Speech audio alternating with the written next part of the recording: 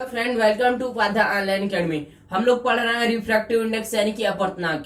इसके हमने 3 केसेस भी पढ़ लिए हैं और साथ ही साथ हमने ये भी देख लिया कि रिफ्रैक्टिव इंडेक्स में बेंडिंग ऑफ लाइट किधर होती है, यानी कि जब लाइट एक मीडियम से दूसरे मीडियम में या फिर डेंसर से रेरर में या फिर रेरर से डेंसर में जाती है तो उसकी बेंडिंग किधर होती है, ये भी हमने देख लिया। एक चार्ट हम आपको इसके पिछले वीडियो में बना करके बताए थे इसके बारे में कि refractive index and bending of light के बारे में। तो हमें आज क्या पढ़ना है? हमें आज पढ़ना है केस नंबर 4। रिफ्रैक्टिव इंडेक्स का केस नंबर 4 हमें पढ़ना है। तो चलिए देखते हैं हमारा केस नंबर 4 क्या है। चलिए देखते हैं केस 4 क्या है। तो जो हमारा केस 4 है, यानी आज का जो हमारा टॉपिक है वह है relation of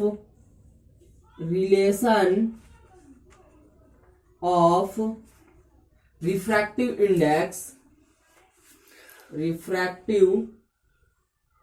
index with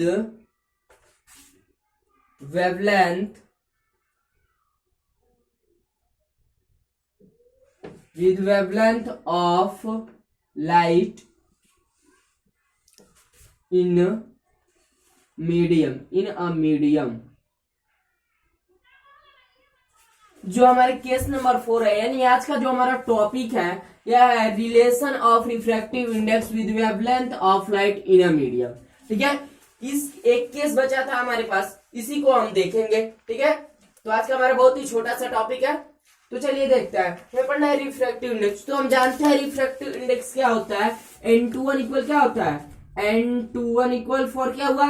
refractive index of medium 2 with respect medium 1। तो इसको कैसे लिख सकते हैं? Speed of light in medium 1 divided by speed of light in medium 2। Speed of light in medium 1 upon क्या कर सकते हैं? Speed of light in medium 2। Speed of light in medium 2। Speed of light in medium 1 upon क्या divided by speed of light in medium 2। अब इसको क्या लिख सकते हैं? हम इसको लिख सकते हैं V1 अपॉन V2 लिख सकते हैं इसको। ठीक है, V1 अपॉन V2 हम लिख सकते हैं इसको। अब देखिए क्या हो गया, V1 अपॉन V2 लिख सकते हैं। अब हमारा जो V1 होगा, V1 को हम क्या मान सकते हैं? V1 को मान सकते हैं V लैम्डा 1। ठीक है, V1 को मान सकते हैं V लैम्डा V, उसके बाद क्या मान सकते हैं? V और लैम्डा 1 मान सकते हैं। V lambda 1। V1 को हम क्या मान सकते हैं? V lambda 1। और V2 को क्या मान सकते हैं? V2 को हम मान सकते हैं V लैम्डा 2। ठीक है, V1 को V लैम्डा 1 मान सकते हैं, V2 को V लैम्डा 2 मान सकते हैं। क्यों? क्योंकि जो हमारा स्पीड ऑफ वेव होता है, स्पीड ऑफ वेव इक्वल क्या होता है? Frequency of wave into wavelength of wave. एक बार और सुनिए, स्पीड ऑफ वेव इक्वल क्या होता है? Frequency of wave into wavelength of wave. ये इसके वजह से हम क्या मान लेंगे? V1 को V लैम्डा 1 मान लिए, ठीक है, और V2 को V लैम्डा 2 मान लिए। इतना मान लिए। अब देखिए क्या होगा, जब V1 को V लैम्डा 1 मान लिए हैं तो क्या हम लिख सकते हैं N21 के जगह पर क्या लिख सकते हैं? N21 की जगह पर V1 अपॉन V2 लिख सकते हैं। ठीक है, अब जब हम N21 मान लिए, ठीक है, तो इसको क्या लिख सकते हैं? N21 को V1 की जगह पर क्या लिख सकते हैं? V लैम्डा 1 लिख सकते हैं V लैम्डा 1। ठीक है, और V2 को क्या लिख सकते हैं? V लैम्डा 2 लिख सकते हैं V लैम्डा 2। ठीक है, अब V लैम्डा 1 V लैम्डा 2 ये लिख दिया। अब यहाँ पे आप देखिए कि V से V कट सकता है ना। V से V को हम काट देते हैं तो हमारे पास क्या मिल रहा है? लैम्डा 1 अपॉन क्या हो जाएगा? लैम्डा 2। ठीक है, lambda 1 upon lambda 2, lambda 1 divided by lambda 2। जब हमने N21 को V lambda 1 upon V lambda 2 मान लिया और V से V कैंसिल हो गया तो हमारे पास बचा क्या? Lambda 1 upon lambda 2। तो N21 फॉर क्या हो जाएगा? Lambda 1 upon lambda 2। तो और एक बात यहाँ पे ध्यान रखिएगा कि जब लाइट, ठीक है, अभी हमने आपको क्या बताया कि स्पीड ऑफ वेव इक्वल क्या होता है? Frequency of wave into wavelength of wave. तो हम ये जानते हैं कि जब लाइट एक मीडियम से दूसरे मीडियम में जाती है, ये बात आप याद रखिएगा कि जब लाइट एक मीडियम से दूसरे मीडियम में जाती है तो उसकी जो स्पीड होती है वो क्या होती है, चेंज होती है। स्पीड चेंज, स्पीड क्या होता है, चेंज होता है मीडियम वन टू अनदर। यहां पे क्या लिख सकते हैं आप, मीडियम वन, या फिर ये बोल सकते हैं कि वन मीडियम टू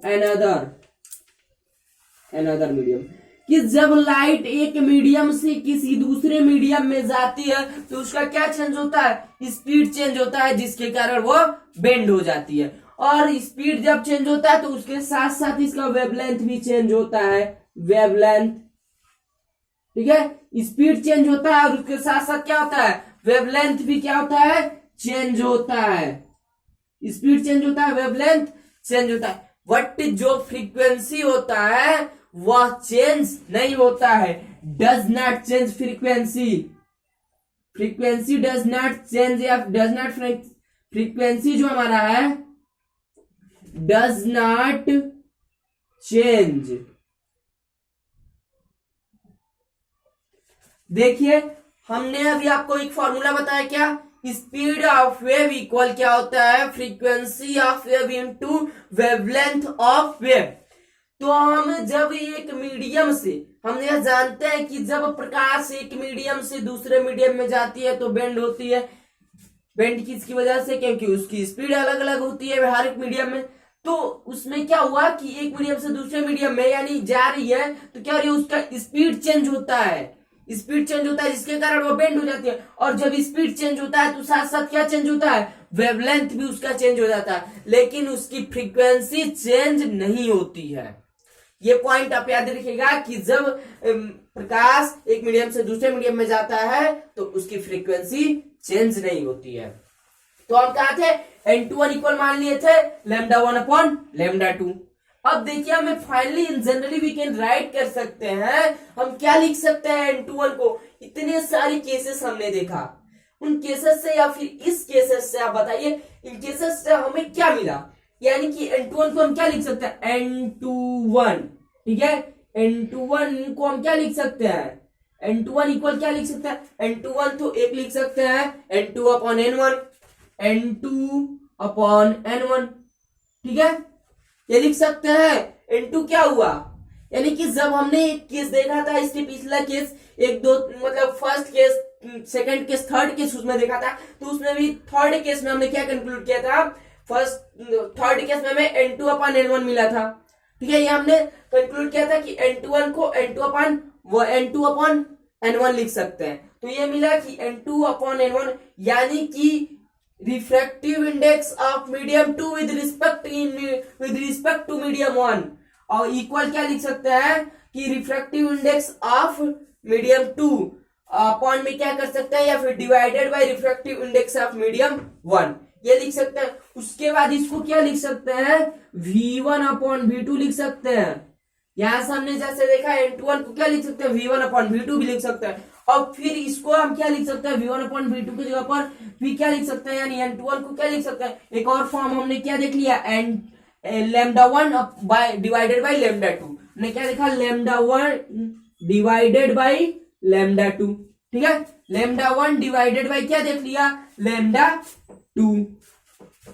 तो हमें इस केसेस में हमें क्या फाइनली मिला कि n21 को, ठीक है, n21 को in general we can write n21 equal n2 divided by n1 equal क्या हुआ, v1 upon v2 equal λ1 by λ2। यानी कि हम जनरली जो n21 को refractive index of medium 2 with respect medium 1 को हम क्या लिख सकते हैं, एक तो n2 upon divided by n1, यानी कि refractive index of medium 2 divided by refractive index of medium 1, और क्या लिख सकते हैं v1 यानी speed of light in medium 1 और divided by speed of light in medium 2, और इसको लिख सकते हैं λ1 अपॉन डिवाइडेड बाई λ2। यानी जहां हमने लैम्डा, यहां से हमने क्या किया, कंक्लूड किया v1 को v1 मान सकते हैं, v2 को v2।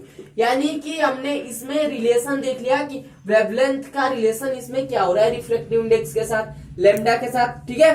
तो हमें फाइनली जो हमें ये बात याद रखना जरूरी है कि हमें जो रिलेशन हो सकता है N2 का refractive index of medium two with respect medium one, यानी कि N2 का जो रिलेशन होगा इससे रिलेटेड होगा। ये बात आप याद रखिएगा, ठीक है। ये कहीं कहीं से आपको जरूरत पड़ जाएगी। तो ये था हमारा केस 4। आई होप आपको यह केस समझ में आ गया हो।